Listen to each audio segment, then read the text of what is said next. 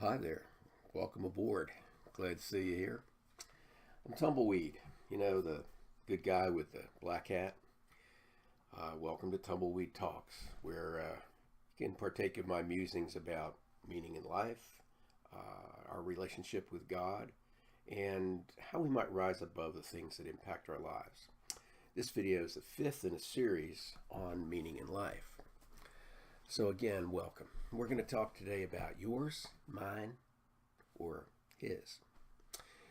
Tumbleweed has often shared the story of taking my oldest son for a ride one day. We were going on an errand, and he was about 13 years old at the time, and we were talking about the challenges of our world. Pretty heavy duty for a 13-year-old. Speaking rhetorically, I suggested, wouldn't it be great if we lived in a utopia, a perfect world? And he pondered that for a minute and came back with, your utopia or mine, Dad? Wow, I was impressed with that wisdom. Whose rules will we follow after all? You may not like my rules, and I may not like yours. My idea of perfection will likely be at odds with yours. When we talk about morality and sin, well, this question looms especially large. It's somewhat glib to say that we should simply follow the Bible. After all, other than God's law, there are so many permutations or interpretations or exegeses, as they call them, of biblical texts. In Matthew 19:21, he shares Christ's advice. If you want to be perfect, Jesus said to him, go sell your belongings and give to the poor, and you will have a treasure in heaven. Then come follow me. Now, how do you feel about that? Well, the bottom line is that rules are simply not enough. We recognize this in business, as adopted core values, our culture, and attitudes shape even the rules we follow. After all, our what goes a long way to determining our who. Biblically, the answer is grace. Grace is defined as unmerited divine assistance given humans for their regeneration or sanctification. A virtue coming from God, a state of sanctification enjoyed through a divine grace, disposition to or an act or instance of kindness, courtesy, or clemency, or simple propriety. There's an unselfishness to grace, a comfortableness in one's own skin. Indeed, rules are not nearly enough, as rules are, as we know, often arbitrary, powerless without overt enforcement, an external nature rather than innately behavioral, self-serving, often based on fear, and tending to emphasize and strive to correct some perceived negative. Rules may seem tidy and may offer a measure of goodness or badness, but they engender a culture of judgment, a me versus you atmosphere. Plus, with rules, we don't need to get close to make judgments. You can maintain a protective shield or mask. Hey, I know, a friend here, he's been here. Tumbleweed suggests that grace is unquantifiable. You cannot embrace grace and be aloof. But once you take on the mantle of grace, well, you're forever a satisfied person and strengthened in your faith and relationship with God and hopefully your fellow humans.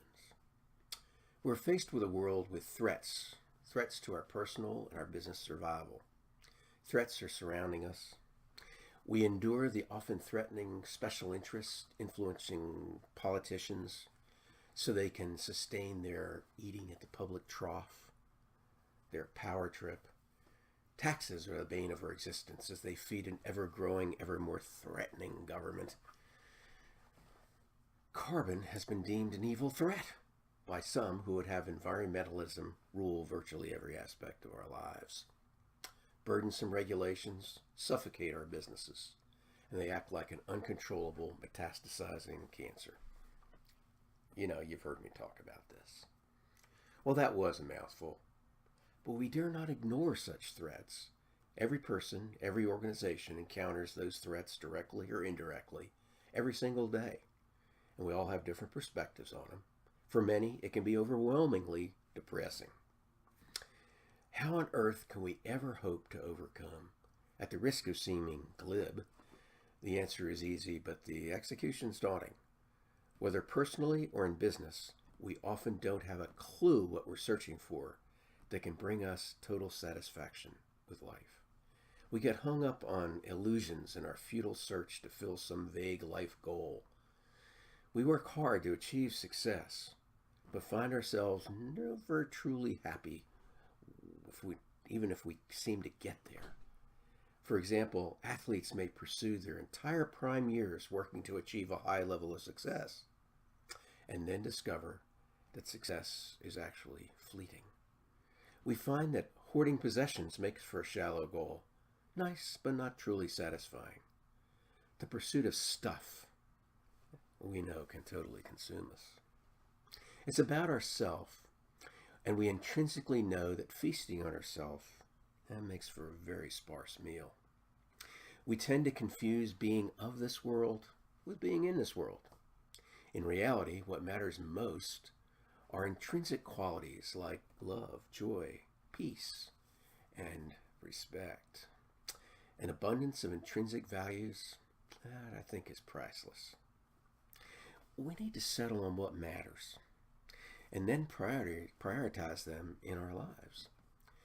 It's critical to finding that peace with our lives that we have those priorities in order, as what you worship can wind up eating you alive. Prioritization begins with examining each element of the structure of our lives and determining how essential they are to our ongoing life. What is truly important? When you sort this out, that is when and only when you will begin to find out what's it all about. Through our faith in Christ, we are enabled to conquer world threats incrementally, one by one. By bringing our others to Christ, we create a source of sort of a force multiplier, as they say. If enough people were working together in their faith, we'd have the power to fight off most evil threats. But we must be relentless in God's purpose. To repeat, is it to be your utopia, mine, or God's? Just saying.